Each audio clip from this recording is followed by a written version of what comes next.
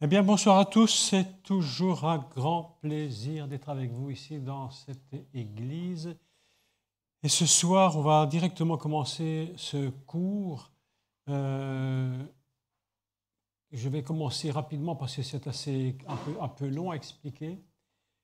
Mais je voudrais vous dire une chose. Premièrement, nous allons parler de Yom Kippour à Sukkot. Nous sommes en plein dans les fêtes.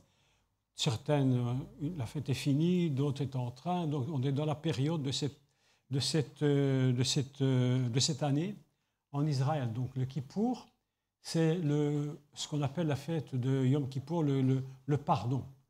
Ce n'est pas tout à fait une bonne traduction parce qu'en réalité, il ne s'agit pas du pardon dans le sens proprement dit. Kippour, c'est un mot hébreu qui signifie donc couvrir. Couvrir. Ce n'est pas pardonner, mais couvrir. Et je vais vous expliquer pourquoi. Et puis donc nous allons aller expliquer pourquoi Kippour va directement vers Sukkot. Et une petite parenthèse instantanément, c'est que lorsque le peuple d'Israël est sorti d'Égypte, chose tout à fait surprenante, c'est que la première halte qu'il a fait se trouvait à Sukkot. C'est sa première halte. Il sort d'Égypte et la première chose où il s'arrête, c'est Sukkot. C'est très étrange parce que c'est seulement plus tard, lorsque l'Éternel va donner à Moïse donc la Torah, les 10 commandements et la Torah, nous allons constater que Sukkot est la dernière fête. Mais qu'entre l'Égypte et la première sortie d'Israël, des enfants d'Israël, la première halte qu'ils font à la sortie d'Égypte, c'est Sukkot. Comme si Dieu voulait dire, comme si Dieu était en train de nous dire, le but de la sortie d'Israël de l'Égypte, c'est d'aller à Sukkot. Et à partir de là, ils vont se déplacer pendant 40 ans pour quelques raisons dont ce n'est pas le sujet aujourd'hui. Et je voudrais donc aujourd'hui vous parler de cette fête de Sukkot un peu différemment de ce qu'on le fait en général, parce que je suis convaincu que partout dans le monde, on a beaucoup enseigné sur cette fête de Sukkot. C'était l'opportunité d'expliquer ce qu'est cette fête. Mais aujourd'hui, j'aimerais vous en parler d'une façon différente de ce qu'on fait d'habitude. Et pour introduire le thème de Sukkot, il y a quand même une chose que je dois expliquer. C'est Sukkot est avant tout, écoutez, c'est très étrange, mais avant tout, c'est une prophétie. C'est un texte prophétique absolument incroyable. Et dans la prophétie, il y a plusieurs niveaux prophétiques. Il y a des prophéties, et je ne minimise pas les prophètes, même ceux qu'on pourrait dire être prophètes dans l'Église, je ne minimise aucunement les prophéties, mais malgré tout, il y a quand même des niveaux différents. Dans la prophétie, vous avez des personnages comme Ézéchiel, Ésaïe, Jérémie, tous ces gens incroyables. Jonas même Jonas, c'est Yona. Et Yona, c'est la colombe. Jonas s'appelle la colombe. Et la vie de Yona a quelque chose de très, très particulier. Donc, il y a des niveaux prophétiques différents et un des niveaux prophétiques les plus élevés qui existent. Mais c'est vraiment le plus élevé qui existe, je crois. C'est une dimension absolument incroyable et qui est peut-être aujourd'hui encore possible, peut-être pas, je ne sais même pas l'affirmer, mais c'est lorsqu'un homme ou une femme, en fait, mais ici on prend des exemples d'hommes, c'est lorsque un homme prophétise sans parler. Alors vous me dites, qu'est-ce que c'est que cette histoire que tu nous racontes? Comment on peut prophétiser sans parler? Parce qu'en général, une prophétie, c'est une parole. C'est-à-dire que Dieu parle à travers quelqu'un et sa parole va traverser le temps, parce que n'oublions jamais qu'une parole, c'est important de l'expliquer, c'est un réceptacle. Et à l'intérieur d'une parole que nous disons, il se trouve à l'intérieur, j'allais dire, un germe. C'est absolument inimaginable, parce que dans la parole que je dis, tout ce que je viens de vous dire maintenant en une minute ne se redira plus jamais. C'est-à-dire que ma parole est morte. Mais à l'intérieur de la parole, il y a un germe. Et le germe qui demeure à l'intérieur, lui, ne meurt jamais. Quand c'est la parole de Dieu, ça ne meurt pas. C'est-à-dire que lorsque je prononce la parole de Dieu le mot meurt parce que le son s'arrête, mais le germe continue. Et prophétiquement, c'est un peu cette idée qui est expliquée, c'est que le prophète va parler, cette parole va être dite, et à l'intérieur des mots se trouve la présence de Dieu, et cette présence de Dieu, elle ne peut pas s'arrêter. Et lorsqu'un prophète va prophétiser, eh bien cette parole va traverser le temps et elle va toucher son objectif. Donc c'est pourquoi j'explique cela. Parce qu'il y a des niveaux prophétiques absolument inimaginables. Et un niveau prophétique très élevé, très très puissant, c'est lorsque un homme de Dieu, un serviteur de l'Éternel, ne va même pas parler, mais c'est sa vie, ses actes, les lieux où il va, les choses qu'il produit sont prophétiques. Et je pense que même certains prophètes ne sont même pas au courant. Je ne sais même pas si Noach était au courant que ce qu'il faisait était une prophétie de Yom Kippour. Très surprenant. Voilà une histoire assez incroyable. Comment Yom Kippour existe? Simplement parce que Yom Kippour, en réalité, était déjà existant. Mais comment était-il existant? Comment cette fête pouvait-elle exister alors que la Torah n'avait pas encore été donnée au peuple d'Israël, que la loi n'avait même pas été donnée encore au peuple d'Israël? Mais voilà que nous apprenons que Noé est un prophète absolument inimaginable dont sa vie, sa structure, ses actes prophétisent quelque chose d'incroyable. Nous avons donc ici un texte absolument fantastique et j'aimerais, pour commencer ce cours, un peu particulier d'ailleurs, vous expliquer et lire un texte avec vous. Et si vous avez votre Bible, vous la prenez et nous allons faire simplement une introduction. Je regarde l'heure pour savoir comment je vais diriger tout ça, parce que ça prendra un peu de temps. Donc écoutez bien, c'est très intéressant que vous appreniez le pouvoir de la prophétie alors que rien n'est dit, mais que tout est écrit.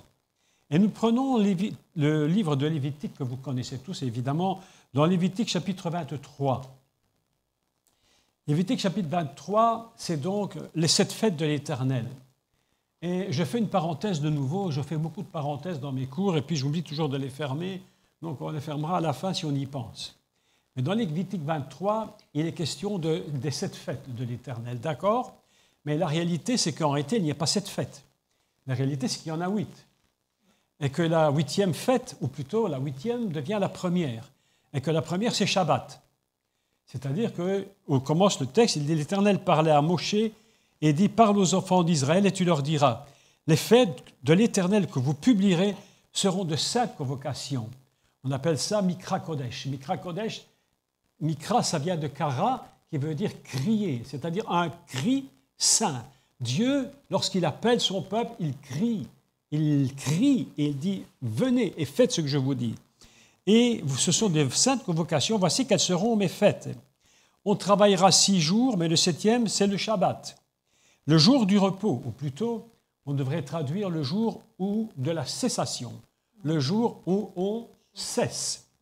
Shabbat, c'est plutôt dans le sens de s'arrêter que de se reposer, parce qu'on peut très bien s'arrêter et ne pas se reposer. Des gens s'arrêtent dans la pratique, mais leur tête est complètement troublée.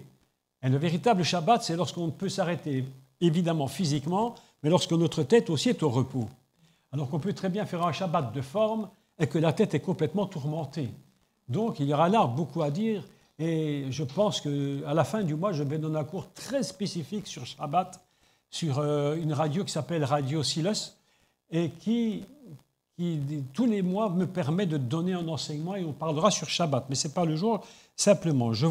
Et ce jour-là, vous ne ferez aucun ouvrage, c'est le Shabbat, l'Éternel dans toutes vos demeures. Et nous prenons maintenant le verset 26. L'Éternel parla à Moshe et dit, « Le 10e jour de ce mois, ce sera le jour des expiations, donc Kippour, ce qui va produire le mot Kippour, le mot couvrir. Ce sera le jour où vous allez couvrir. Vous aurez une sainte convocation. Vous voyez que c'est toujours Dieu qui crie pour nous appeler. Vous humilierez vos âmes et vous offrirez à l'Éternel des sacrifices consumés par le feu. Je vais arrêter là la lecture parce que je ne vais pas aller plus loin, parce que je voudrais expliquer cette introduction de Kippour.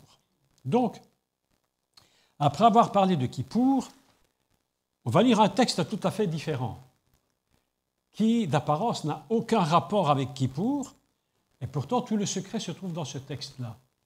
Et nous allons lire l'histoire de Noé. Alors, lorsqu'on parle de Noé, on se demande bien qu'est-ce que Noé peut avoir avec Kippour. Mais en réalité, vous allez comprendre quelque chose d'inimaginable. Noé n'est pas n'importe qui. Noé, c'est un personnage dont le père s'appelle Lémer. Et Lémer va engendrer un fils et va lui donner le nom de Noach, Noé. Parce qu'il dit, il va naître parce qu'à travers ce personnage, Dieu va nous reposer de la terre, du travail de nos mains qui nous fatigue et de la terre qui était maudite. Donc, en introduction, tout simplement, je voudrais vous dire ceci. À quoi sert Noé, tout compte fait? Quel était le but fondamental de Noé? Ce n'était pas de faire un bateau. C'était de donner du repos à l'humanité qui était complètement dans la fatigue du travail de leurs mains parce que la terre avait été maudite. Et comme la terre était maudite, les gens travaillaient, et puis entre guillemets, ils n'en pouvaient plus. Alors il dit, mon fils va naître et je vais lui donner le nom de Noach. Je fais toute cette introduction parce que si je n'explique pas ça, on ne peut pas comprendre Kippour. Tout le secret dans ce texte. Et voilà que les mères, en fait en hébreu, vous savez qu'il y a ce qu'on appelle l'anagramme. Quand vous prenez l'anagramme de l'émer, vous avez un autre mot, c'est-à-dire les lettres vont se mélanger autrement, d'accord? Et lorsque vous mélangez les lettres de l'émer, vous avez un autre mot qui apparaît, c'est Meller. Et Meller, c'est quoi? Meller, c'est le roi. Donc, de façon extrêmement voilée, et c'est ça que j'aime bien dans l'hébreu, c'est que le texte est souvent voilé et que nous devons fouiller pour chercher la réponse. Et voilà que l'émer, en fait, il s'appelle Meller. Et lorsqu'on décode le mot de Meller, c'est le roi. Il va engendrer un fils qui s'appelle Noach. Et Noach, qu'est-ce que c'est Noach? Lorsque vous retournez son nom, retournez le nom, c'est Reine. Et Reine, c'est la grâce. Autrement dit, vous avez le roi engendre un fils qui s'appelle la grâce. Si ce n'est pas déjà prophétique. Si ça, ce n'est pas prophétique, c'est incroyable. Nous avons donc le roi des cieux qui engendre un fils qui s'appelle la grâce. Qui est-il? Yeshua HaMashiach, le Messie. Donc, nous avons ici une image de Noé qui déjà, elle, est dans sa nature, alors qu'il ne l'a même pas voulu ni cherché, il est déjà lui-même complètement prophétique du Messie. C'est assez incroyable.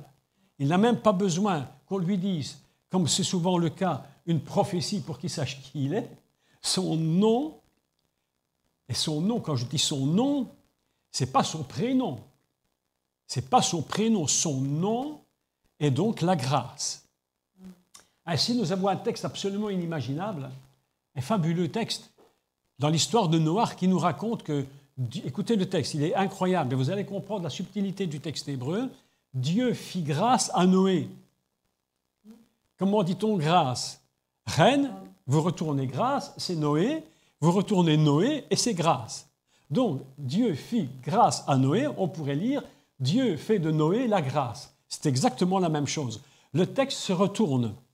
Et c'est ça, pourquoi est-ce qu'on peut, un jour, une dame, je donnais des cours, des conférences, une dame me dit, mais qu'est-ce que vous racontez? On ne peut pas retourner la Torah se dit comme elle est écrite. Et je dis, non, vous faites une erreur. Parce que justement, la Torah est éternelle. Alors, comme la Torah est éternelle, il faut le prendre. Dans quel bout il faut commencer? Que tu commences là ou tu commences là, il n'y a ni commencement ni fin. Donc la Torah peut se lire à l'envers, et je vous assure que c'est vrai. Je suis en train d'écrire un livre actuellement qui avance très bien sur le décodage hébraïque de la Torah, gros bouquin d'ailleurs, où j'explique comment il y a des mots qui se lisent à l'envers pour comprendre des prophéties. Donc voilà qu'on est dans l'introduction de Noach. Et voilà que Noach, lui, Dieu va lui demander quelque chose d'incroyable. Il va lui demander de construire une boîte. En fait, on appelle ça Tevat. Je voudrais faire remarquer une chose, c'est que l'arche de Noé, qui est une traduction, c'est-à-dire assez catastrophique, mais on n'a pas beaucoup de choix puisque on va traduire arche pour une raison intéressante parce qu'il y a une comparaison, et je ne dirais même pas une comparaison, il y a une fusion entre deux mots hébreux qui ont été traduits. Je ne sais pas pourquoi on les a traduits arche, alors qu'en réalité les mots sont complètement autres. Mais voilà que j'explique plus tard pourquoi. L'arche de Noé s'appelle Tevat. Écoutez bien ceci. Mais l'arche de Noé possède deux noms différents, deux écritures différentes. J'explique tous mes petits secrets hébraïques si ça vous intéresse. C'est qu'en hébreu, un même mot peut s'écrire de plusieurs manières différentes. Et d'après l'orthographe du mot, on va discerner, on va comprendre certains secrets que nous révèle la Torah. Qu'est-ce que Dieu veut nous dire à travers des mots qui changent? Nous avons des mots très étranges. Et le mot Tevat est un mot très surprenant. C'est que le mot Tevat, la première fois qu'il est donné, où Dieu dit « Fais pour toi », au verset 14, chapitre 6 de Genèse, « Fais pour toi une arche. » Tevat. Et Tevat, sa valeur, écoutez bien, c'est très intéressant. La valeur numérique, le poids du mot Tevat, c'est 802. Et 802, c'est quoi quand on réduit ce chiffre? 8 et 2, ça fait 10. Et 10, c'est quoi? C'est l'éternel. Dans la Torah, lorsqu'on parle de Yud, le 10, ça représente l'éternel. D'accord? Donc, le premier mot de l'arche de Noé, elle a une valeur de 10, c'est-à-dire complètement céleste. Et je continue. Tu feras pour toi une arche de bois de gopher et tu dispenseras cette arche. Et le deuxième mot, arche n'est plus Tevat. Le deuxième mot change d'écriture. Surprenant, tu vois. Le deuxième mot s'appelle Teva. C'est-à-dire qu'on a une double idée. J'explique pourquoi. Le français ne peut pas nous expliquer littéralement cela. Ici, c'est vraiment un décodage hébraïque que je vous fais. Tevat, c'est là-haut. Teva, c'est ici. C'est-à-dire que nous avons une idée inimaginable. Comme Dieu avait dit à Moshe, monte sur la montagne. Et là-haut, il va lui montrer. Qu'est-ce qu'il va lui montrer là-haut? Le tabernacle. D'accord? Et il va lui dire, fais selon le modèle que tu as vu sur la montagne, c'est-à-dire en haut. Et puis tu redescends en bas, et ce que tu vas en haut, ce que tu as vu là-haut, tu vas le faire en bas. Donc, on apprend une leçon incroyable, c'est que même ici-bas, tout ce que nous faisons ici-bas, normalement, devrait être vu avant en haut. C'est la raison pour laquelle Yeshua va dire, écoutez bien ce qu'il dit, je ne fais rien de moi-même, je ne fais que ce que je vois là-haut. Et je ne dis que ce que j'entends dire en haut. Lorsque je l'ai vu et entendu là-haut, je viens en bas et je le dis et je le fais en bas. D'accord? Jusque-là, est-ce que vous me suivez? Ça va jusque-là? Ok. Donc voilà que nous apprenons que Noach a fait un bateau dont la première image est une image du ciel. Parce que pourquoi nous ne pouvons pas oublier ça? Parce que tout système prophétique, écoutez bien, tout système prophétique que Dieu donne commence toujours par là-haut. La prophétie, et c'est parenthèse sur parenthèse, écoutez bien, la prophétie n'est pas une intuition. Beaucoup de gens qui se disent prophètes prophétisent sur intuition. Mais la prophétie n'est pas une intuition, la prophétie est une révélation. On dit toujours que les femmes sont très intuitives, ce qui est probablement vrai, et que les hommes seraient plus dans le matériel, dans le brut, du décoffrage brut, que la femme serait plutôt dans l'intuition. C'est peut-être possible. Néanmoins, je ne peux pas prophétiser par intuition, parce que l'intuition n'est pas toujours véritable. Elle peut être faussée. Donc, toute prophétie qui s'appuie sur l'intuition pose évidemment de gros problèmes. C'est pourquoi toute révélation prophétique commence toujours par là-haut. Si je ne suis pas connecté là-haut, je ne peux rien entendre prophétiquement que je pourrais dire en bas. Et ma bouche en bas n'est pas la prophétie, ma bouche en bas n'est que l'instrument utilisé pour que la parole d'en haut se manifeste en bas par ma bouche. Est-ce que vous me suivez bien? C'est très important d'expliquer ça en introduction de Kippour, parce qu'on n'est toujours pas à Kippour, là. On est en train de parler de Noé. Alors, c'est étrange. Qu'est-ce qui va se produire? Mais pour l'expliquer, je dois premièrement vous parler d'encore un autre code prophétique. Parce que Kippour, Yom Kippour, il est caché dans une lettre hébraïque. Et cette lettre hébraïque est très surprenante, parce que cette lettre hébraïque contient un mystère. Je vais encore dire une chose que vous aurez l'opportunité plus tard de pouvoir recevoir. Je fais beaucoup de travail d'écriture, énormément de travail d'écriture. J'écris par jour entre 12 et 15 heures par jour, rien que d'écriture. Je passe mon temps à ça, à écrire, à décoder. Et je suis en train d'écrire un autre livre, un troisième, sur les lettres alphabétiques hébraïques, pour expliquer ces lettres. Et qu'est-ce qu'elles contiennent, ces lettres? Chaque lettre, nous disent les rabbins, et j'aime beaucoup cette explication, je la trouve géniale, ils disent que chaque lettre de l'alphabet hébreu, les 22 lettres, c'est un nom de Dieu. C'est magnifique. Chaque lettre est un nom de Dieu. Si vous prenez la Torah, comme ça, et que vous regardez chaque lettre, si vous vous dites, mais chaque lettre, c'est un nom de Dieu, c'est-à-dire que c'est Dieu, elles contiennent chacune toute la valeur de Dieu, et les secrets du ciel, les secrets du divin, vous dites, mais quand je lis ce livre, mais c'est pas n'importe quoi. Cette Torah, elle a une puissance parce qu'elle est saturée de la présence de Dieu. C'est une saturation totale de la présence de Dieu, une saturation de son plan divin, de sa structure divine. Écoutez ceci.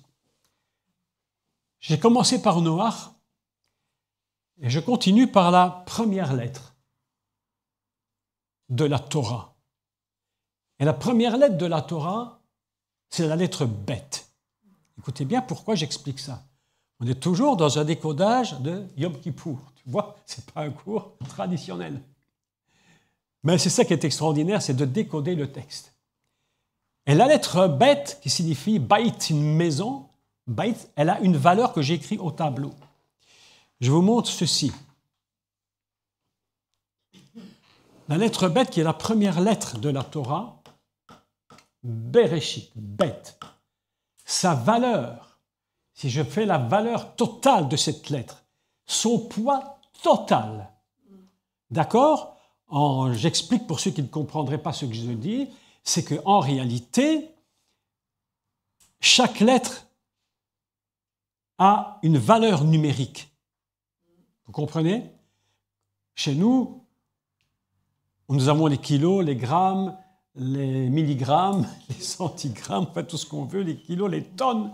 C'est la valeur de calculer quelque chose. Je prends cette Torah, cet évangile, ici, je le mets sur une balance, il va me donner en poids, tout du moins en grammes. En hébreu, nous avons un système équivalent. C'est-à-dire que chaque lettre a un poids. C'est comme si chaque lettre était un... Et c'est quasiment ça tout compte fait. Comme si chaque lettre était un mot de Dieu. Un mot divin. Et ce mot, je le place sur la balance divine.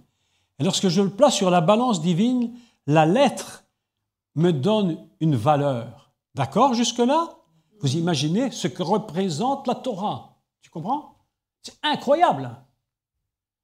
Une puissance, mais qui dépasse l'imagination de cette parole de Dieu dont Yeshua a dit qu'il est la parole. Donc il contient en lui toutes les lettres alphabétiques, il est tout à la fois et toutes les révélations qui peuvent exister.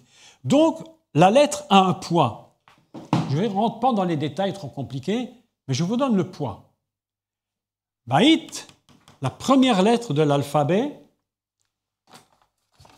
elle a un poids de 412. Ah, il n'y a plus de rouge. 412.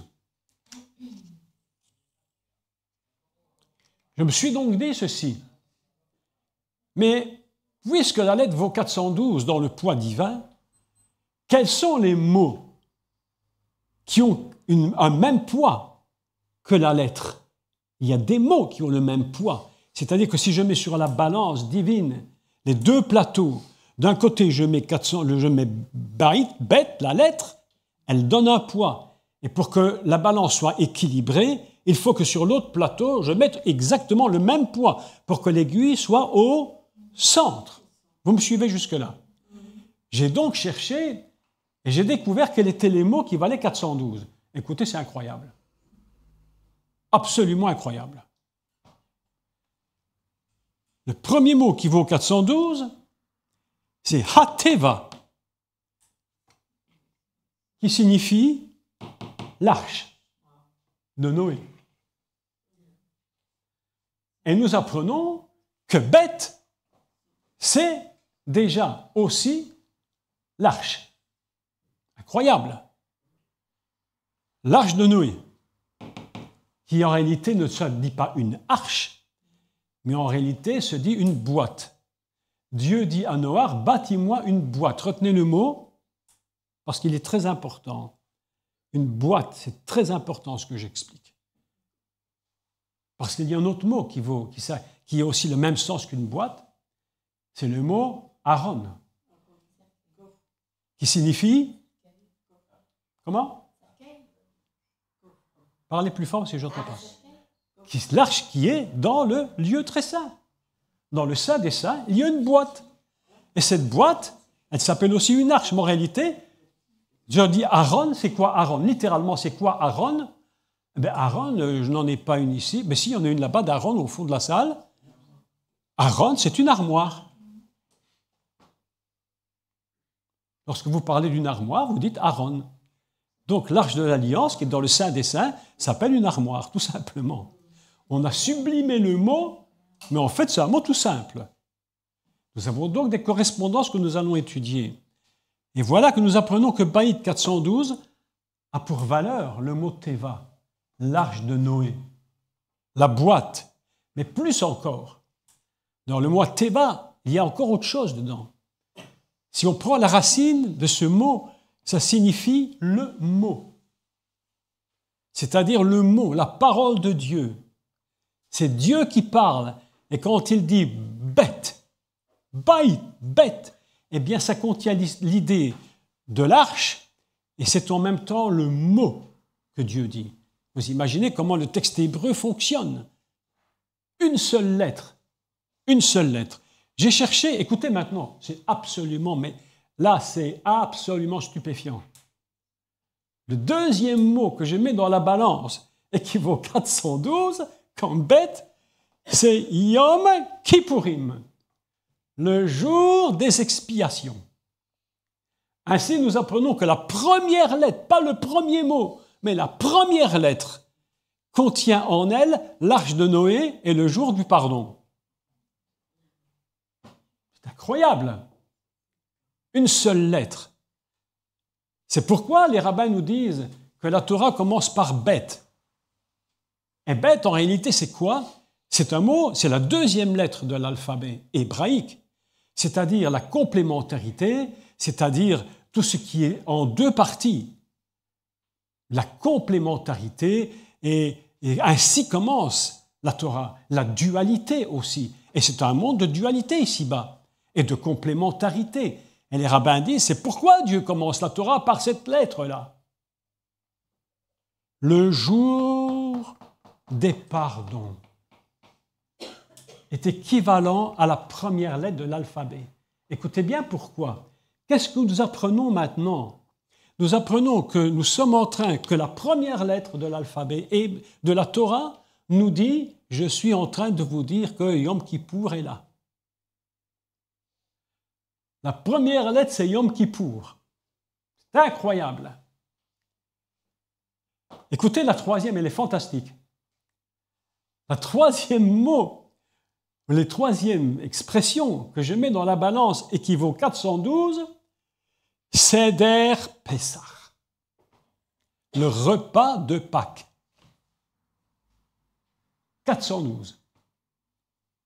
Si ça, c'est pas incroyable.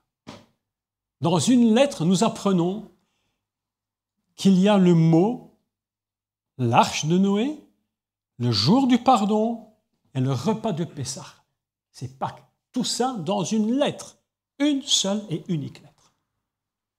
Vous imaginez maintenant si nous devions étudier la Torah en entier, lettre par lettre. Dans 1000 ans, on est encore là, en train d'essayer de comprendre quelque chose. C'est un horizon infini, quelque chose qui n'a ni commencement ni fin. Donc ici, on est en train d'effleurer une vérité puissante en finalité, mais qui est en même temps un objectif qui n'a aucune fin. Je regarde, mais je ne trouve jamais la fin. J'avance toujours. Et maintenant, nous avons 412, première lettre. Écoutez bien pourquoi j'explique ça. Vous allez comprendre tout le secret de Noé et comment ce personnage est prophétique, mais tellement prophétique qu'il est en train de placer les bases de la fête de Yom Kippour et de Sukkot. Incroyable. Quand nous étudions ce genre de choses, on se dit, mais Dieu est Dieu. Et au-delà de lui, rien n'existe. Rien n'existe. Ce n'est pas un homme normal qui peut produire ce genre de choses. Ça n'existe pas. Quatrième, qui vaut 412, Amim, Ramim. C'est quoi Amim? Les peuples nombreux. 412. On comprend? Donc je peux faire une lecture intéressante rien que sur une lettre. Et vous allez comprendre ceci, que dans une seule lettre, tout est dit.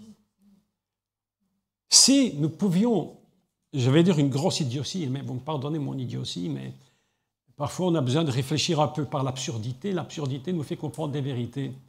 Si j'étais complètement à côté de la plaque et je ne comprends plus rien du tout, et que si j'ouvrais ma Torah, je ne trouverais qu'une seule lettre dans tout le livre. Une seule lettre serait écrite, une seule et unique. Tout le reste disparaît. Il me reste la première lettre bête.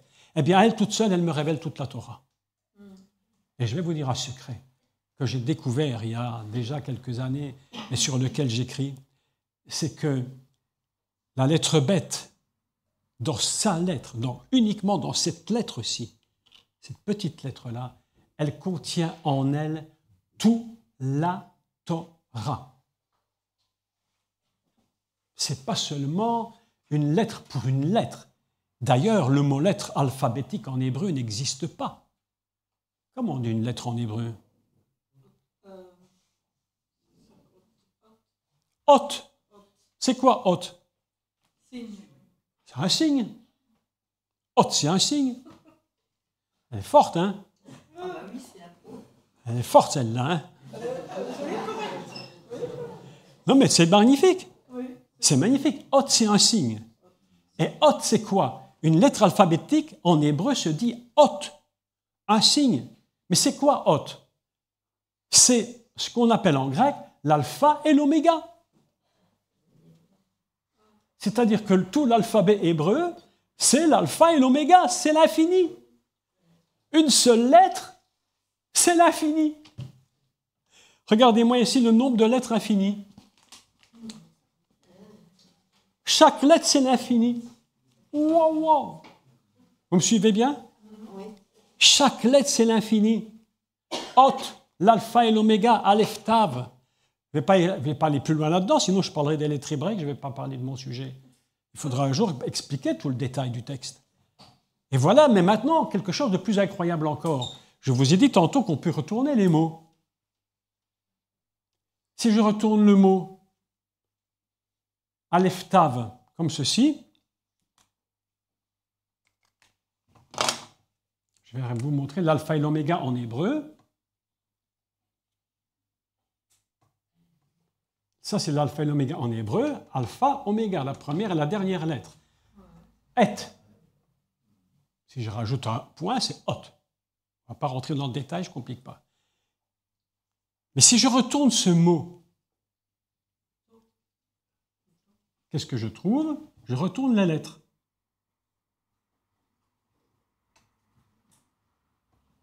Ta. Et c'est quoi ta en hébreu? Ah, une question, hein. Je vais la prendre au piège. Hein. Ça signifie la cellule. La cellule, c'est-à-dire que Tout l'alphabet hébreu, c'est une cellule divine qui contient l'univers entier en lui.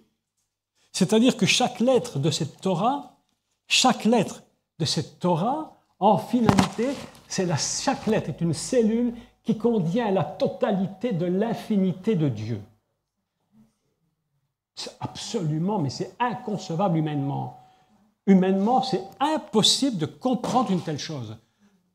Tu comprends, c'est compliqué. On s'est dit, mais comment est-ce possible qu'une seule lettre à elle seule puisse contenir tout l'infini, et que cette seule lettre contient en elle toute la Torah, et que cette lettre vient d'une autre lettre qui la précède, c'est Dieu lui-même, c'est Aleph. C'est Dieu. On est toujours dans cette introduction importante pour parler de Yom Kippour, parce qu'on n'est toujours pas Yom Kippour. Enfin, vous ne l'avez pas encore entendu, à part que nous avons dit qu'ici, 412, c'est Yom Kippour. Tu imagines ça? Moi, je trouve ça fantastique. Je ne sais pas si vous trouvez ça fantastique. Enfin, moi, je trouve ça fantastique. Et puis, je trouve que c'est tellement excitant, tellement exaltant. Quand on cherche les textes, je suis en train de regarder, je dis, mais c'est incroyable. Comment la parole de Dieu est si puissante. Et c'est pourquoi nous ne sommes plus du tout étonnés aujourd'hui de constater que quand le Mashiach Yeshua disait un seul mot, mais ce n'est pas un mot qu'il disait seulement, c'était l'éternité divine qui se manifestait par sa bouche. Il est l'éternité divine. Je vais vous dire une vérité, mais faites attention à ce que je dis pour qu'on ne dise pas que je dis des bêtises. Est-ce que vous savez qu'aujourd'hui, entre guillemets, parenthèse et triple parenthèse, point d'exclamation, point de suspension, point d'interrogation, je vais vous dire une vérité incroyable concernant cette chose. On dit Dieu m'a dit, Dieu m'a dit, Dieu m'a dit, Dieu a parlé, Dieu a parlé. Aujourd'hui, Dieu n'a pas besoin de parler parce qu'il est de toute éternité parole. Et lorsque je saisis une parole où dit Dieu m'a parlé, en fait, tu n'as pas saisi quelque chose d'aujourd'hui. Tu as saisi quelque chose d'éternel. C'est pourquoi la parole de Dieu, ce n'est pas des mots, c'est lui-même qui est parole. Il est lui-même sa propre parole. Et quand je saisis quelque chose de Dieu, ce n'est pas une nouvelle parole qui me dit, c'est lui-même qui se révèle à moi dans son éternité. Est-ce que vous me suivez? Ça, c'est très, très important. Donc, qu'est-ce que nous pouvons lire à partir de cette lettre bête? Un peuple nombreux, c'est-à-dire toute la terre, un peuple nombreux, va se trouver dans la boîte. Écoutez bien la suite. Il y aura du pardon, et ce sera la Pâque.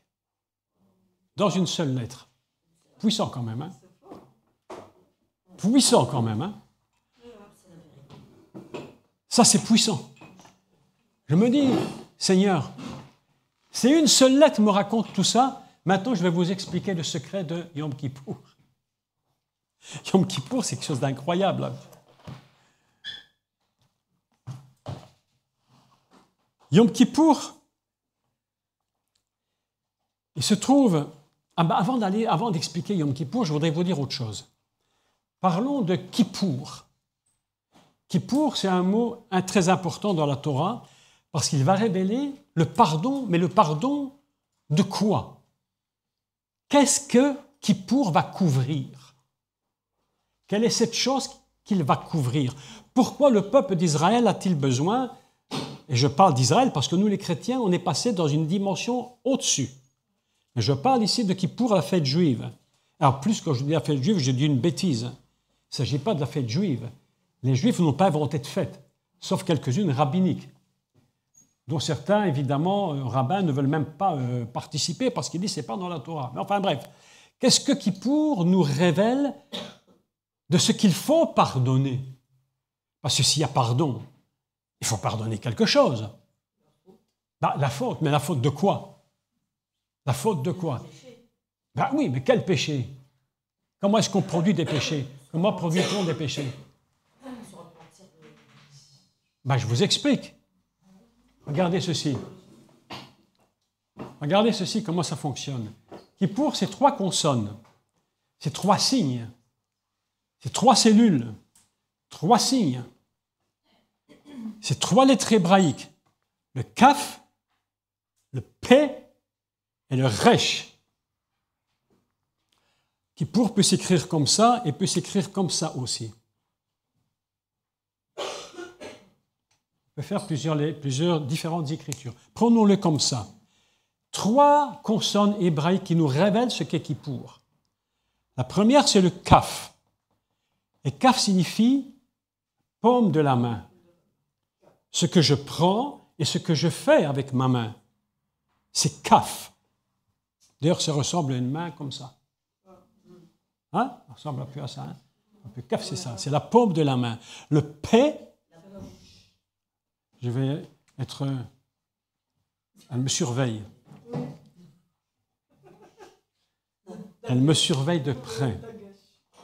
Je mets le dagesh dedans. Hein? Le petit point au milieu, le petit point comme au milieu s'appelle dagesh. Dagesh, ça change le son. Ceci, c'est le pé, qui signifie la bouche. Et le resh, qui signifie la tête. Qu'est-ce que c'est Yom Kippour? Qu'est-ce que Dieu pardonne à Yom Kippour? Ce que ma main a fait, ce que ma bouche a dit et ce que ma tête a pensé. C'est ça Yom Kippour. C'est-à-dire, ce sont les instruments fondamentaux de l'être humain, ce que ma main a fait et qui n'aurait pas plu au Seigneur, ce que ma bouche a dit, et la bouche, c'est compliqué de la contrôler, et ce que la tête a fait, c'est-à-dire ce que j'ai pensé qui ne plaît pas toujours à Dieu.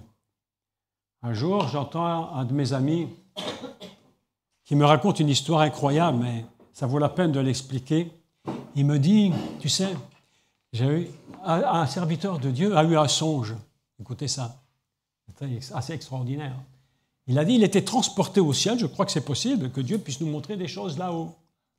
Et il dit, il était transporté là-haut, et il était dans un endroit du ciel assez étrange. Il a dit, il est rentré dans un endroit, une sorte de couloir, et il dit, il y avait un bruit, mais absolument, mais impossible, un bruit à ne plus pouvoir entendre rien. Le bruit était au-delà de tout ce qu'on imagine, c'était terrible. Et il demande à l'ange qui l'accompagnait, mais c'est quoi tout ce bruit? Et l'ange lui répond, ce que tu entends, c'est surtout ce que les gens pensent. Ce sont les pensées des hommes. Si vous saviez le bruit qu'il y a là-haut, impressionnant.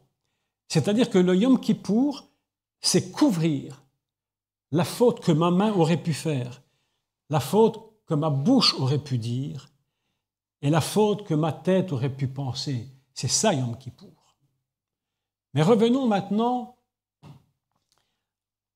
à notre Yom Kippour lui-même. Et nous allons lire un texte.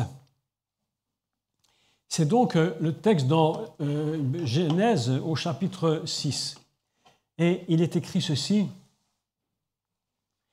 au verset 14, « Fais-toi une arche de bois de gopher, et tu disposeras cette arche en cellules, et tu l'enduiras de pois, mébaït à l'intérieur, mais mes roots à l'extérieur. Tu l'enduiras de pois. » Comment dit-on de la poix, du bitume? Quand on fait un bateau, vous savez tous qu'on va, pour protéger que l'eau ne rentre pas dans la coque, évidemment, on va mettre du bitume sur le bois. Hein, ça va protéger et ça va empêcher que l'eau s'infiltre à l'intérieur. Comment dit-on en hébreu de la poix et du bitume? Eh bien, je l'ai écrit ici. Gopher. Et gopher, c'est quoi? C'est Kippour. C'est le même mot. Il se prononce différemment, mais c'est le même mot. Donc, si je fais la traduction maintenant, Dieu dit à Noé, fais pour toi une tevat. J'explique après gopher, parce que gopher, c'est magnifique. Gopher, c'est magnifique. Tu feras pour toi une arche en bois de gopher, tu disposeras cette arche en cellules et tu l'enduiras de gopher, c'est-à-dire de pardon. Tu l'enduiras de pardon. à l'intérieur et à l'extérieur. C'est-à-dire que tous ceux qui seront dans l'arche, dans la boîte, seront protégés et seront couverts par le pardon. Ainsi, nous comprenons que Noach, dont le père s'appelle Melech, le roi, engendre la grâce, et il dit à la grâce, s'il te plaît, bâtis-moi un bateau, bâtis-moi une boîte, dans laquelle pourra rentrer tous les peuples qui voudront y rentrer, et là je vais vous protéger en vous donnant à l'extérieur et à l'intérieur du pardon. Comment s'appelle Kofer? Kippour. Et voilà que nous apprenons que l'arche de Noé, c'est la fête de Kippour. C'est incroyable. La fête du pardon, ou plutôt la fête du recouvrement. Nous allons maintenant expliquer quelque chose d'absolument extraordinaire. Dieu lui dit, fais pour toi une arche, une boîte, Tebat, en bois de Kofer. Et il dit, Gopher, c'est un mot qui vaut, regardez ceci, son poids. 283. Je n'explique pas tous les détails de pourquoi, j'ai fait les calculs, mais c'est comme ça. Le poids du mot Gopher, 283. Je me suis donc demandé, mais quel mot? Pourquoi est-ce qu'il dit? Il aurait pu lui dire, fais-toi une arche en bois. Hein? On aurait tous compris. Fais-toi une arche en bois. Mais pourquoi est-ce qu'il précise, fais-toi une arche en bois de Gopher? Pourquoi est-ce qu'il précise Gopher? Parce que dans Gopher, il y a un code de la Torah. Un code très incroyable. Et la valeur de Gopher 283 a plusieurs mots qui valent 283.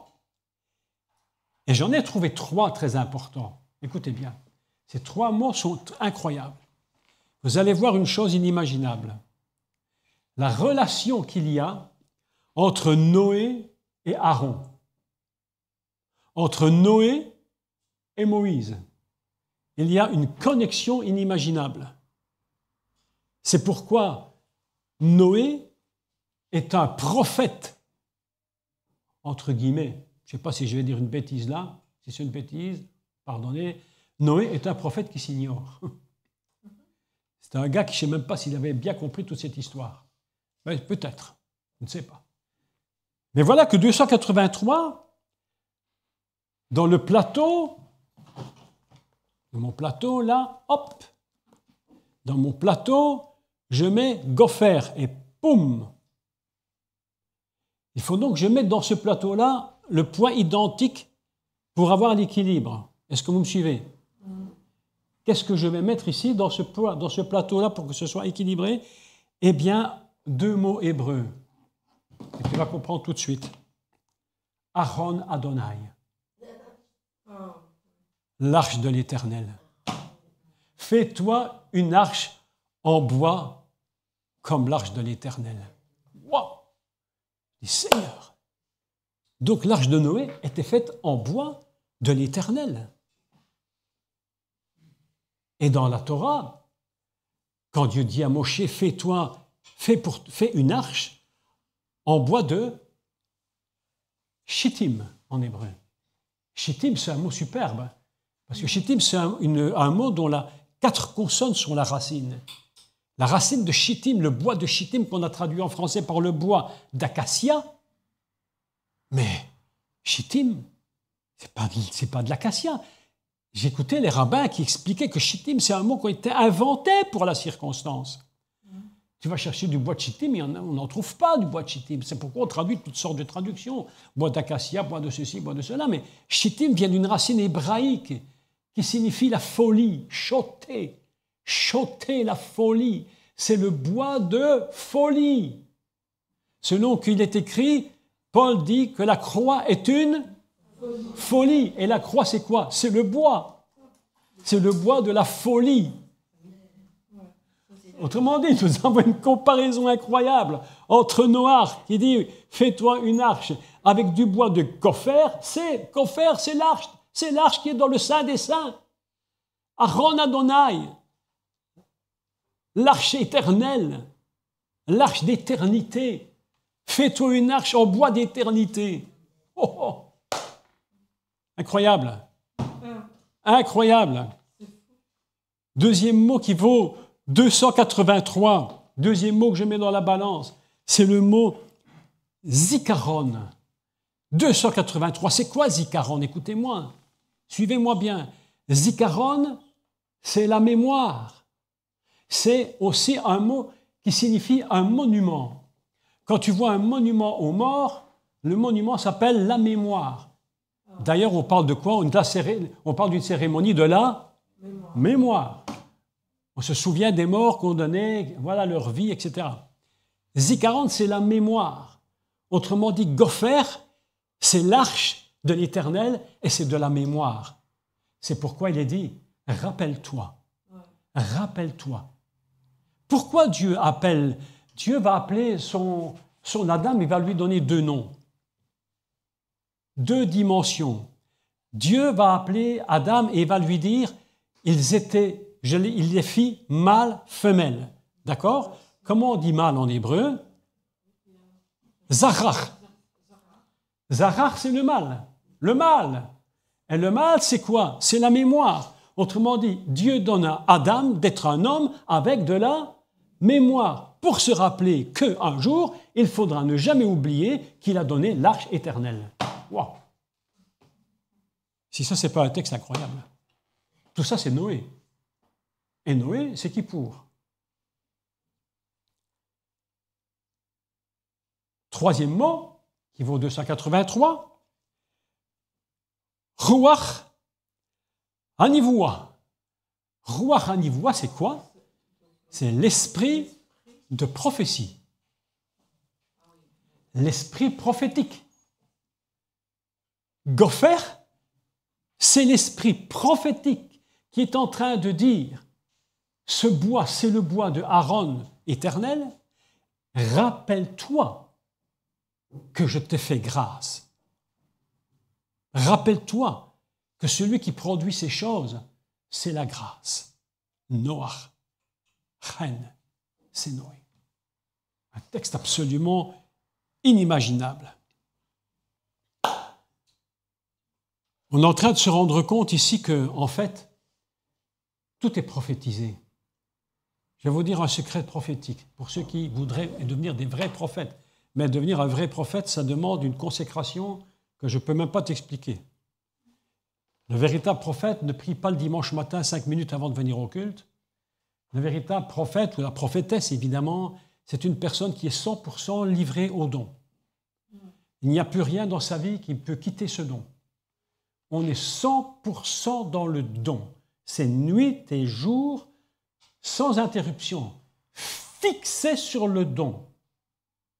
C'est-à-dire fixé sur la parole de Dieu, fixé sur la lettre divine. Parce qu'il n'y a aucune prophétie que l'on peut faire. Je parle de prophétie, je ne parle pas des paroles de connaissance. On fait des mélanges, on se trompe. La véritable prophétie ne vient que de la Torah. C'est de la Torah que toute prophétie doit trouver sa substance fondamentale.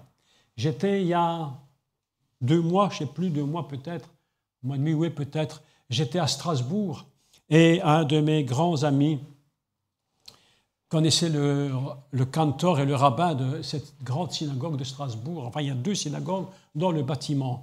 Il y a les Ashkénazes, il y a les Séfarades, deux. Et puis, on ne le fait pas généralement de visiter et puis de voir certaines choses là-bas.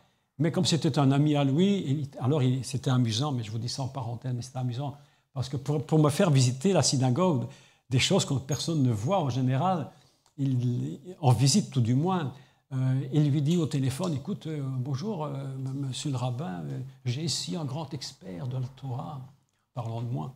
Ah, il aimerait bien visiter la synagogue, est-ce que vous acceptez? Il dit, oui, il n'y a pas de problème, venez me rejoindre. Donc on va à la synagogue de Strasbourg et puis on rencontre ce brave monsieur, ce rabbin qui est en même temps cantor de la synagogue. Et puis il nous dit, je vais vous montrer quelque chose. quelque chose d'extraordinaire. Et il nous fait visiter cette synagogue et il prend une clé et au milieu de la synagogue, elle est immense, immense, immense, immense, très haute, très haute. Il y a une espèce d'immense cylindre, un immense cylindre avec double porte qui s'ouvre en glissant les portes. Et il prend la clé, il va la chercher dans une armoire quelque part, il ouvre la clé et puis avec la clé, puis il ouvre les grandes portes et à l'intérieur, qu'est-ce qui apparaît? Des Torahs. Des Torahs. Il y aurait tellement à dire sur les Torahs. Mais enfin, on discute. Et je vois des Torahs qui sont là, qu'on utilise à la synagogue le jour de Shabbat. Et il nous explique ces Torahs. Et il m'a dit une chose incroyable. Je ne sais pas si vous le saviez. Il dit, une Torah ne peut jamais être mise à la poubelle quand elle est usée. On ne peut jamais même la brûler. Quand la Torah n'est plus utilisable parce qu'elle a pris trop d'années ou qu'elle est usée, et on ne peut pas s'en séparer, on doit l'enterrer.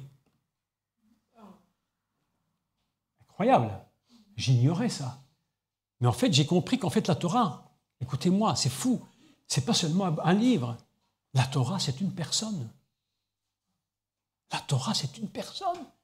Ça vous paraît incroyable, mais c'est Yeshua lui-même, il est la parole, il est la Torah. D'ailleurs, le mot Yeshua et le mot Torah ont la même valeur, 53. Incroyable. Vous imaginez ces choses? Donc, il me montre les Torahs, et puis on discute, on papote, blablabla. Bla, bla. Et puis, je lui parle de prophétie. Et il me dit, vous savez qu'il me dit, aucune prophétie qui était donnée dans ce monde, des véritables grands, des prophéties véritables, profondes, aucune prophétie n'est donnée si elle ne vient de la Torah. Et là, un jour, il faudrait vraiment que j'explique qu'est-ce que la prophétie, parce que je crois qu'on a des choses qu'on n'a pas bien saisies. Qu'est-ce que la prophétie? Ce n'est pas des élucubrations, ce n'est pas des intuitions, ça vient de la Torah. Toute prophétie vient de là. C'est pourquoi, lorsque vous voyez la lettre bête, on a tout de suite compris le plan du Messie. C'est-à-dire que toute prophétie messianique vient de la Torah. C'est impossible autrement. Et nous voilà donc avec un texte fantastique, mais écoutez la suite. Et je vais clôturer bientôt parce que sinon on ne va jamais s'arrêter dans cette histoire. Le mot tevat, le mot tevat, a un sens, évidemment, de boîte. Et de ce même mot va se produire une racine hébraïque, écoutez bien, vous allez entendre le son, qui se dit kotev. Et on peut faire un autre mot, mirtav. C'est la même racine. Et qu'est-ce que ça veut dire? Ça signifie une boîte aux lettres. L'arche de Noé, c'est une boîte aux lettres qui contient à l'intérieur un mot et qui dit « Je suis l'Éternel. Si tu rentres à l'intérieur, je te pardonnerai et tu seras sauvé. » Autrement dit, si je dis en français, en hébreu moderne, si je dis Anikotev Mirtav veut dire « j'écris une lettre ». Dieu peut dire « Anorikotev Mirtav ». Je vous écris une lettre. Et cette lettre, elle vous parle de pardon. Et cette lettre de pardon, c'est une boîte aux lettres que j'ai appelée l'arche de Noé. C'est incroyable. Autrement dit, lorsque Noach et sa famille vont rentrer dans l'arche, ils vont rentrer dans la lettre de Dieu, dans le mot de Dieu, dans la boîte de Dieu. C'est une arche absolument inimaginable. Combien y a-t-il fallu d'années pour bâtir l'arche? Combien? 120 ans. C'est pas par hasard, hein? C'est pas 121 et c'est pas 119, hein? C'est 120 ans. Pourquoi 120 ans? Parce que la valeur 12, c'est un code. Et ça représente toujours dans la Torah un cycle qui termine et un cycle qui recommence. C'est pourquoi le Mashiach, Yeshua lui-même, va choisir 12 apôtres pour installer son ministère sur un fondement céleste. Et pourquoi un fondement céleste? Pourquoi fallait-il 12 apôtres pour un fondement céleste? Est-ce qu'il ne pouvait pas choisir 13 ou 11 ou 9 ou 10? Pourquoi il en choisit 12? Parce qu'il nous rappelle une chose importante, mes amis, je vous donne des secrets incroyables. Écoutez, c'est absolument fabuleux. Il dit, je ne fais rien ici-bas que je n'ai vu là-haut. Donc, quand tu choisis tes 12 apôtres en bas, c'est que tu les avais vus. Tu ne les as pas choisis en bas pour les mettre en haut. Non, ils étaient d'abord en haut et alors tu les as choisis en bas.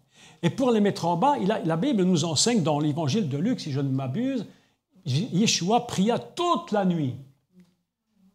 Et au matin, il appelle ses disciples, et parmi tous ses disciples, il y en avait quantité, il en choisit 12. Parce qu'il les avait vus là-haut. C'est-à-dire que la valeur 12, c'est un fondement même de l'univers. Et c'est pourquoi l'arche de Noé a été bâtie sur 12. La notion de 12. Et on va rajouter 10 parce que c'est Dieu. 12 fois 10, 120. C'est pourquoi c'est 120 ans de construction pour que cette arche soit bâtie sur les fondements même. Vous imaginez cette chose? Absolument inimaginable. Autrement dit, nous pouvons avoir confiance dans le Seigneur parce que lorsqu'il va bâtir le fondement de l'arche et que ça va prendre 120 ans, Dieu nous dit, tu peux avoir confiance dans ce que je te dis parce que c'est bâti sur les fondements célestes. L'arche de Noé, ce n'est pas une invention de M. Noé qui s'est dit, tiens, on ferait peut-être bien un bateau en cas de besoin si jamais il y avait une pluie. Mais pas du tout. C'est un homme qui a une révélation céleste qui lui dit, Noé, toi qui es grâce, bâtis les fondements et par ces fondements, je vais sauver l'humanité. C'est pourquoi nous avons la valeur de peuple nombreux. Mais voilà que nous apprenons quelque chose. Mais ce n'est pas fini. Laissez-moi terminer, il faut que je termine mon histoire. Kippour, ce n'est pas une fois par an. Écoutez-moi bien ce que je vais vous dire. Kippour, ce n'est pas une fois par an. Kippour se trouve tous les jours en Israël. Mais où se trouve Kippour? Et comment se fait-il qu'on ne puisse le faire qu'une fois par an? Dieu dit, tu le feras une fois par an, c'est-à-dire tous les 12 mois, je globalise simplement, pour faire le cycle, pour mettre en place le cycle du fondement divin. C'est pourquoi le grand prêtre rentre une fois par an dans le Saint des Saints, et quand il rentre dans le Saint des Saints, comment s'appelle le premier grand prêtre? Aaron. Et quand Aaron rentre dans le Saint des Saints, qu'est-ce qu'il voit? Aaron. La boîte se dit Aaron.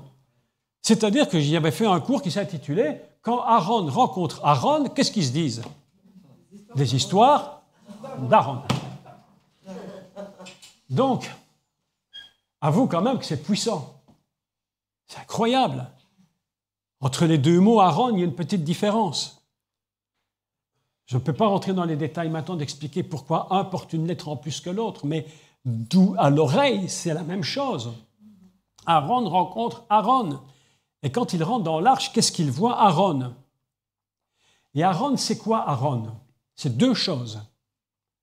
Aaron, c'est deux choses. L'arche dans le Saint des Saints, les deux choses. La première, c'est une arche qui est faite en bois de folie. Etz Shittim. Etz Shittim, bois fou. Et ce bois fou est recouvert d'or. Écoutez, mi-baït ou mi-routz, à l'intérieur et à l'extérieur, comme l'arche de Noé. Comme l'arche de Noé, c'est incroyable. Mais ce n'est pas tout. Sans faire une étude sur l'arche, dessus l'arche trouve quelque chose, un couvercle. D'accord? Comment on appelle le couvercle? Le caporette. Caporette. Caporette, c'est quoi? Caporette, c'est Kippour.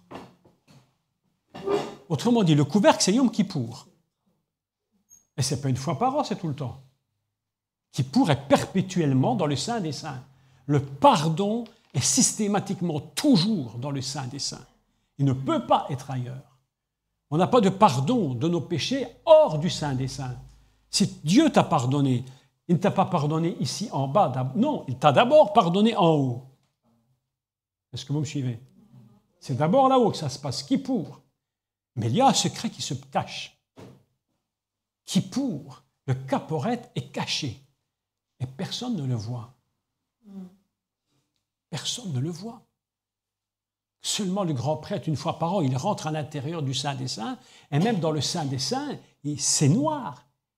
La menorah, c'est-à-dire les chandeliers, n'est même pas dans le Saint des Saints, il est dans le lieu saint. Dans le Saint des Saints, c'est noir, c'est ténèbres.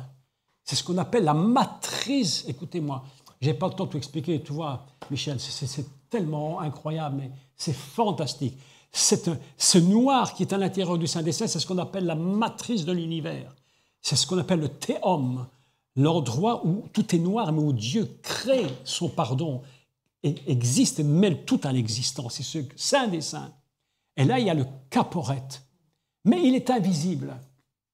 Et personne ne peut savoir comment il est à l'intérieur. Même quand on sort l'arche avec son couvercle, personne ne voit l'arche. Tu savais ça? Personne n'a vu l'arche. Elle était couverte d'un voile. Personne ne pouvait la voir. Mais je vais vous dire un des secrets de l'arche que vous n'avez même pas imaginé. Monsieur, avant d'aller là-dedans, je termine. Entre le lieu saint, bon, j'ai mis mon petit essuie-tout, je ne sais pas. Ah, il est là, voilà. Écoutez, je peux effacer ça? Oui.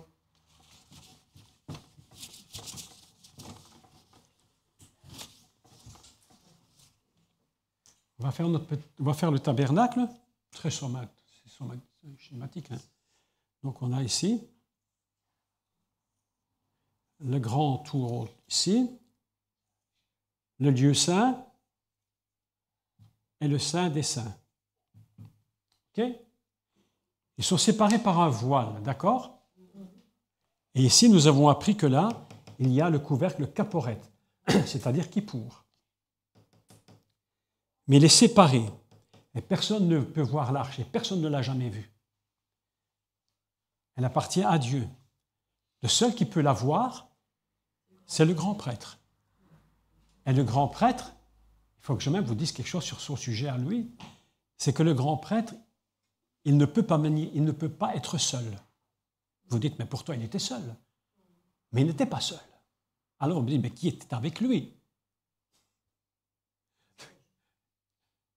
Le grand prêtre devait être absolument marié. Parce que lorsque le Messie rentre dans la présence du Père, il doit amener son épouse. C'est pourquoi elle devait être mariée. Et ça va tellement loin que le Talmud explique une chose. Le Talmud explique une chose absolument fabuleuse. C'est que le grand prêtre, écoutez, mettons en parenthèse, qu'on ne dise pas des bêtises, le grand prêtre avait une épouse de rechange. En cas où, quand il rentre dans le Saint des Saints, que par malchance, son épouse tombe morte. Donc, comme il ne peut pas être seul sans l'épouse, il faut qu'il y en ait une de rechange en cas de besoin, en cas de catastrophe conjugale. Si l'épouse meurt subitement, il en faut une de rechange. Parce que le grand prêtre étant l'image messianique de l'époux et de l'épouse, il ne peut pas se présenter devant Dieu sans l'épouse. Est-ce que vous me comprenez? Mais ce n'est pas terminé. Je vous ai donc dit qu'ici, c'était le Kaporet. On va l'écrire avec... On rajoute un T à un tav, mais je n'explique pas trop pourquoi. Ce n'est pas utile d'expliquer maintenant le pourquoi. Kaporet.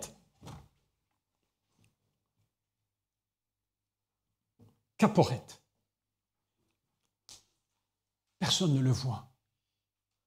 Personne ne sait comment il est. Il est caché. Mais voilà que Yeshua va monter sur le bois fou. Écoutez bien l'histoire. C'est une histoire incroyable. Il va monter sur le bois fou pour mourir. Et au moment où il meurt, qu'est-ce qui se produit? Le voile est déchiré. Mais comment s'appelle le voile en hébreu? Parce qu'il y a 3 voiles dans le texte hébraïque. Il y a le voile de la porte d'entrée, qui se trouve ici, le premier voile. Le deuxième voile porte un nom différent. Et le troisième voile porte un nom différent. Chaque voile révèle un secret du Messie. Kaporet. Et le voile s'appelle, lui, écoutez bien, je vais le dire, Paroret. C'est le même mot. Mais les lettres sont mélangées. On a mélangé les lettres pour faire un nouveau mot. Et les lettres de Kaporet, de Kippour vont se mélanger pour former le mot Paroret. Mais c'est le même mot qui est caché. Autrement dit, le voile, c'est aussi le pardon, mais personne ne le sait. Et au Messie, au moment où le Mashiach va mourir sur la croix, il va dire tout est accompli. On appelle ça Nishlam. Nishlam en hébreu. Tout est payé. Tout ce qui manquait a été ajouté. Shalom. Nishlam, ça vient de Shalom. Qui produit l'expression Neaslim, qui signifie ajouter ce qui manque. Et voilà que le Messie, en mourant, va ajouter par sa mort ce qui manque. Ici, ce n'était que couvrir. Mais maintenant, son sacrifice va nous pardonner et nous effacer. Effacer les péchés. On n'en parle plus. Et voilà qu'au moment où il meurt, le paroret va se déchirer. C'est-à-dire que Kippour qui était caché, va se dévoiler et va faire apparaître la vérité qui est cachée derrière. Et qu'est-ce qui est caché derrière? C'est Kippour. C'est le Kaporet qui est caché derrière. Mais laissez-moi vous dire quelque chose d'absolument surprenant. Quelque chose de très surprenant. Nous avons l'habitude, moi aussi d'ailleurs, de regarder des images de l'Arche de l'Alliance, hein, tu le sais. Vous avez vu des images tous de l'Arche de l'Alliance, magnifique boîte en or. Mais mes amis, je vais vous dire, l'Arche de l'Alliance, elle a fonctionné pendant des siècles. Mais chaque année, un siècle, c'est 100 ans. 100 fois, on est rentré minimum dedans, dans le Saint des Saints. Et qu'est-ce que faisait le grand prêtre? Il prenait le sang et il aspergeait. Ce qui veut dire qu'après plusieurs siècles, l'arche qui est dans le Saint des Saints n'avait plus aucune apparence de l'or. Il n'y avait plus dessus que du sang séché. Oui. Est-ce que vous avez réfléchi à ça? On a toujours mis le sang dessus. Après un siècle ou deux, l'or avait disparu à la vue. Il n'y avait plus que le sang. Donc, lorsque Yeshua va mourir et que son sang va être versé, le paroret va se déchirer, la vérité va apparaître et qu'est-ce qu'on va voir? L'arche de l'Alliance, mais en fait, on ne verra que le sang. Que le sang. L'arche est complètement couverte de sang. Il n'y a plus aucune trace d'or, tout est couvert. Les chérubins, tout est couvert de sang. Pourquoi? Parce qu'il y a un grand secret que nous devons apprendre tous. C'est que le sang n'est pas avant tout du sang qui coule dans nos veines. Le sang qui coule dans nos veines, c'est que l'image de quelque chose qui est bien plus céleste. C'est pourquoi dans le ciel, il y a le sang dans le ciel, qui est le sens de la vie. Et c'est pourquoi Dieu dit, faisons l'homme à notre image, à notre ressemblance. Mais comment va-t-il faire? Qu'est-ce qu'il va donner à l'Adam? Qu'est-ce qu'il va donner à comme fonction à l'Adam pour être à son image? Il faut bien une raison, vous êtes d'accord? Il faut bien qu'il ressemble à quelque chose, mais Dieu, qu'est-ce qu'il est? Son ADN, mais c'est quoi son ADN? Il est où? Dieu n'a pas d'ADN comme nous, dans le sens où nous en avons un. Il va l'appeler Adam. Pourquoi est-ce qu'il l'appelle Adam? Parce que Dam, c'est le sang.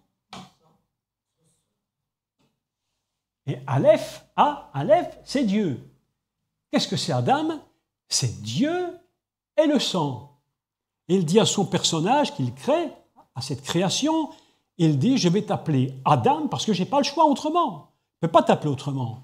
C'est impossible. Parce que là-haut, le sang du Messie, la Bible nous enseigne que c'est un sang qui est éternel. C'est un sang éternel. Et que lorsque le Messie va retourner auprès du Père, qu'est-ce qu'il présente en premier? Son Église? Non. Son sang. En disant au Père, regarde, Père, voilà, le sang avait été perverti par le péché et tu ne pouvais plus le regarder. Mais maintenant que le sang a été versé, je viens avec un sang pur et je me reconnecte avec toi. C'est pourquoi l'apôtre Paul va dire une chose fantastique. Il va dire que Yeshua, c'est qui Yeshua? C'est le dernier Adam. C'est pourquoi il s'appelle Adam. Yeshua porte le nom de Adam. Et lorsqu'il monte en haut, il est 100% adamique, par le sang. Ainsi, nous sommes en train de constater une chose, c'est que depuis Noach jusqu'à aujourd'hui, c'est une seule et même histoire. Ce n'est pas une histoire d'il y a 5-6 000 ans, pas du tout. C'est une histoire d'aujourd'hui. Le récit de Noach n'est qu'une prophétie de Kippour. Une prophétie de Yeshua, puisqu'il est écrit qu'il est en même temps Seder Pessah, le repas de Pâques. Et nous voyons qu'il y a maintenant une évolution dans les faits bibliques divins. C'est qu'au début, le péché était couvert. Mais aujourd'hui, le péché est effacé. Et dans le ciel, j'aime beaucoup l'Apocalypse, il raconte qu'il voit l'arche de l'Alliance. Il voit l'arche au ciel, dans toute sa gloire. Et cette arche, elle est couverte du sang parfait du Messie. C'est pourquoi la Bible nous enseigne que ce sang porte un nom précieux. Il dit c'est le précieux sang. C'est le sang précieux du Messie. Parce qu'il n'y en a aucun autre qui soit comme lui. Ainsi, nous constatons que toute l'histoire de la Torah, depuis Adam, tout commence avec Adam, le sang, jusqu'à la montée dans le ciel du Mashiach, c'est toujours le sang. Et entre deux, nous avons toute l'histoire de l'humanité qui est à la fois connectée à l'éternité et à la fois connectée à la temporalité. Et c'est ça le secret de Noé. C'est pourquoi la fête de Kippour n'est pas une invention de Moïse à Lévitique 23. Dieu n'a pas dit « je te donne Kippour parce que tiens, ce serait pas mal qu'il y ait cette fête », mais il dit « je te donne Kippour parce que Kippour a toujours existé. » Et Kippour est de toute éternité. Voilà l'histoire que je voulais vous raconter aujourd'hui.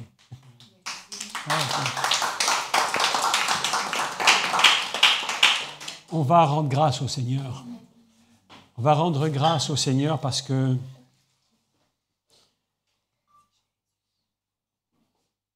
le Maître du monde, le Créateur de toutes choses, n'a jamais changé. Son but, il l'atteindra. Le monde bascule dans tous les sens possibles et inimaginables. Tout ce qui est sur terre disparaîtra.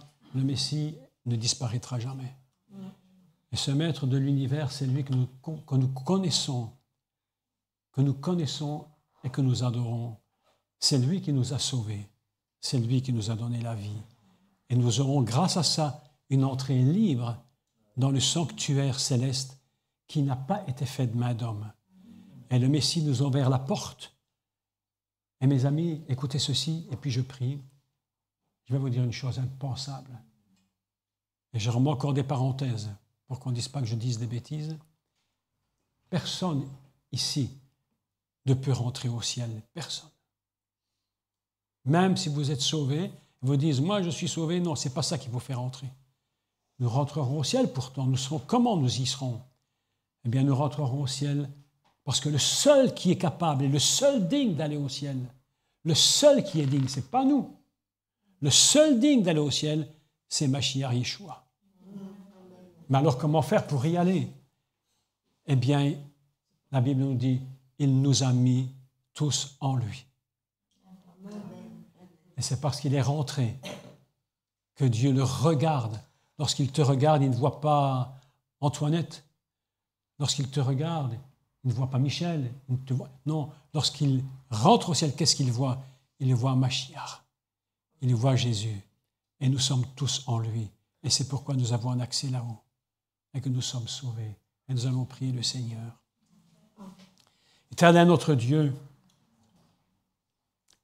Père céleste, Maître de l'univers, Créateur de toutes choses, aujourd'hui nous avons encore parlé de toi et je sais que ton cœur de Père est réjoui parce que nous parlons de toi et que nous révélons les secrets infinis, Seigneur, de Yeshua, le Mashiach, qui a donné sa vie pour nous.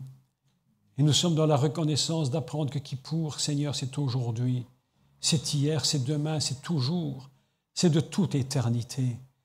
Et aujourd'hui, tu nous as révélé que nous sommes sauvés en toi. C'est ça la plus grande explication.